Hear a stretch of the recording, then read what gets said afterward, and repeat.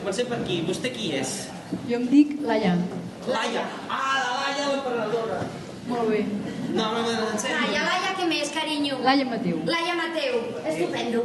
Ja estàs al Twitter, ja estàs. Sí? I explica'ns una mica de tu, Laia. Què fas, Laia? Bueno, jo sóc de formació enginyera agrònoma i conec a pagesos d'aquí de la comarca, pagesos que des de fa força anys estaven fent un producte diferenciat, però en concret producte ecològic, però que continuaven anant als mercats convencionals a comercialitzar aquest producte.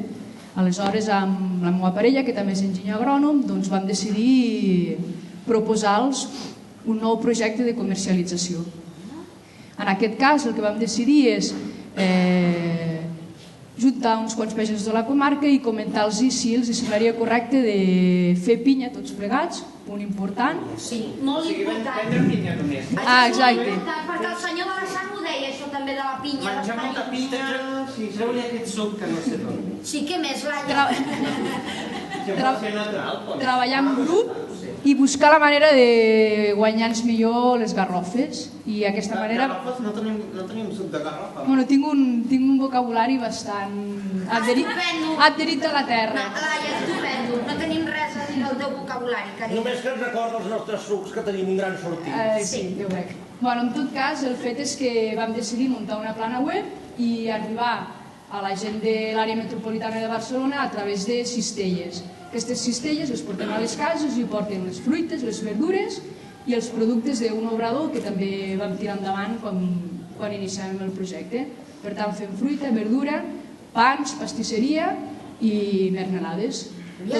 Tot ecològic i de la comarca o comarques Ui, a mi veïnes. això m'encanta, Laia. Després et donaré el meu telèfon, carinyo. Jo també vull la cistella, o no? Bueno, tu no tens res a dir. Jo vull la cistella, carinyo. Ja en parlareu. Sí. Molt bé, gràcies.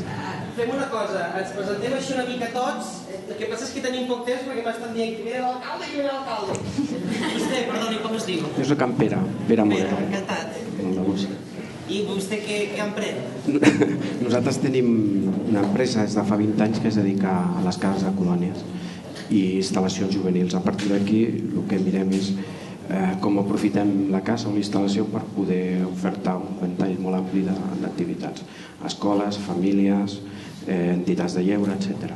Moltes gràcies. Anem per aquí, Després us faig unes preguntes així tots que m'interessa perquè ja començo Sembla que al carrer només deixàvem passar gent interessant. Hi havia un filtre. Sí, és veritat, és veritat. Gent interessant. Aquí, han entrat tots aquí. Anem per aquí. Que maco que és l'avi. Ui, ara sí que sona bé això.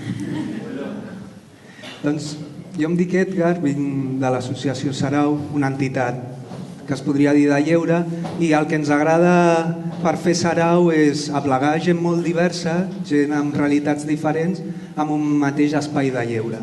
Fem sessions de discoteca, vacances, anem al teatre, etc. I ens agrada sobretot que sigui entre gent diversa. I acolliu a gent, a homes així d'avançadera. I tant. Doncs, mire, avi, li deixo aquí uns flyers perquè els seus amics de la Rambla els hi passi i veniu un dia, perquè ens agrada molt que vingui gent molt diversa. Està bé, Arnau, ja tindrem vacances tu i jo, menys mal. I vostè? Em dic Tomàs Cabello, soc el director de la Fundació Llor, que és una institució que es composa d'un col·legi i d'una escola esportiva. I precisament un dels tres característics d'aquesta institució va ser capdavantera en copsar en l'esport uns elements formatius de primera magnitud, que van molt lligats al tema de l'emprenedoria, com és el treball en equip, com és la superació, com és l'esforç, com és la marca, la millora constant, etc. I després ha intentat també ser capdavantera en el tema de les eines que millor ajuden a formar-se els alumnes, el tema dels idiomes, el tema de la tecnologia, el tema de la solidaritat, etc. Crec que ja començo a fer més o menys una idea de què és això de l'emprenedoria. Però jo tinc una pregunta, perquè vosaltres, tot això que expliqueu està molt bé, és molt maco, però com veu començar? Perquè jo penso en fer alguna cosa així, però clar, ara no vull el pare del meu pare, vull dir que, jo no sé, això com el primer dia, això com va anar? No sé, expliqueu-m'ho una mica. En el nostre cas treballàvem amb una residència on vivien persones amb discapacitat intel·lectual i trobàvem a faltar espais de lleure on es compartís amb altra gent. Normalment aquella gent de la residència on érem feien el lleure amb les mateixes persones amb les que treballaven, que eren les mateixes persones amb les que passaven el cap de setmana, vivien i se'n anaven de vacances. I pensàvem que al poder generar activitats, espais de lleure perquè ampliessin aquests cercles socials, doncs era interessant, i que aquests cercles socials no només sigués d'altres persones amb discapacitat, sinó que fos amb gent sense cap tipus d'etiqueta diagnòstica, que li diem. I amb això estem proposant espais per compartir i passar-s'ho bé. Molt interessant. Algú més? En el meu cas, jo de petit sempre havia tingut relació amb les colònies, i inclús aquí hi ha gent que havia compartit moltes experiències amb mi i que ara tenen càrrecs polítics i altres que no el tenen. A mi sempre m'havia fet molta il·lusió poder dedicar-me a això, i amb 20 anys vaig donar el pas per poder crear l'empresa.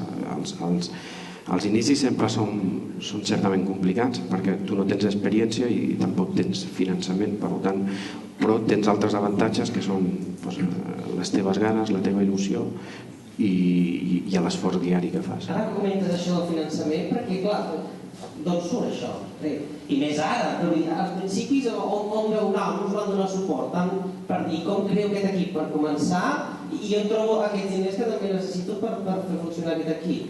En el nostre cas, que és una escola de 1.200 alumnes, hem de dir que als principis va ser per un grup molt agosserat de pares d'aquí de Sant Boi, que volien una escola molt específica per als seus fills.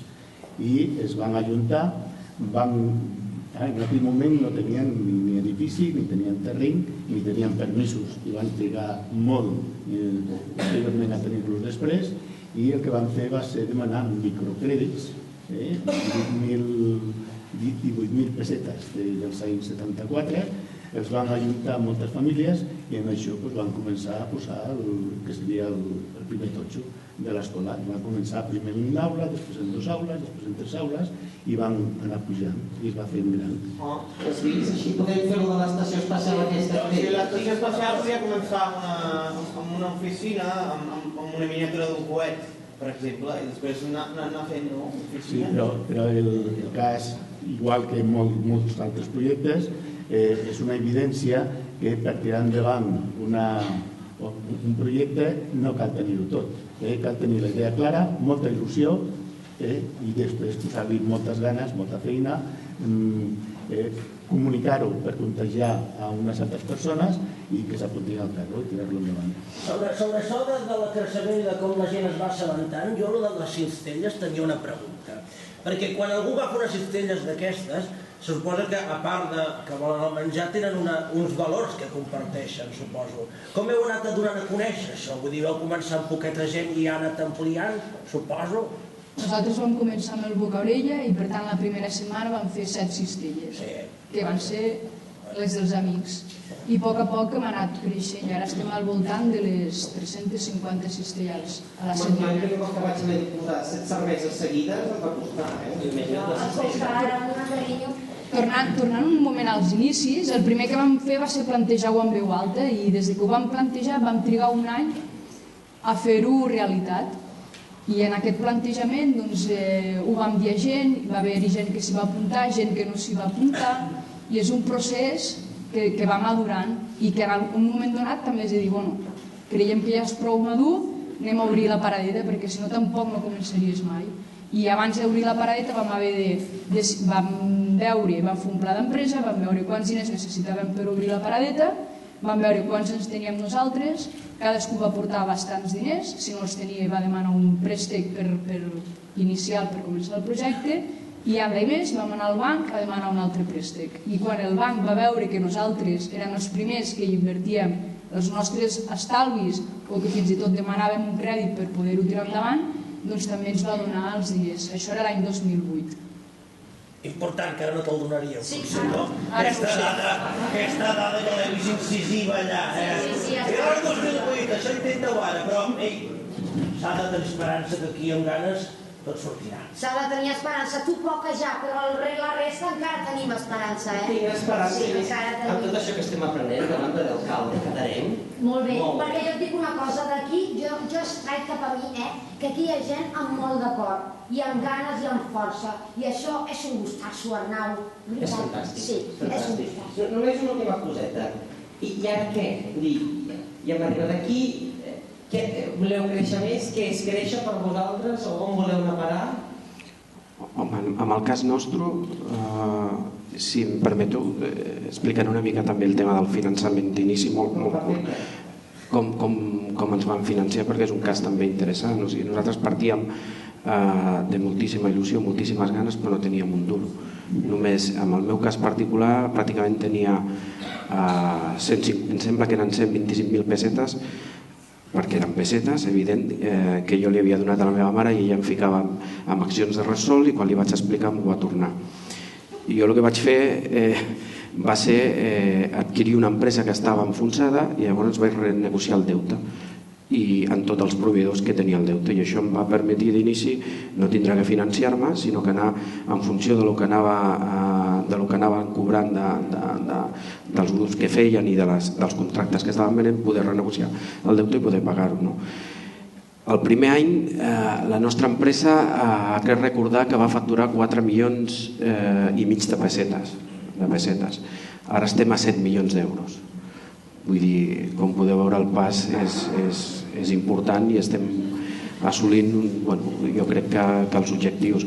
I ara és un moment, certament, per les empreses complicat i que necessitem anar més ràpid que el dia a dia nostre, perquè el que avui ens valia o el servei que estem donant avui demà no ens hi serveix.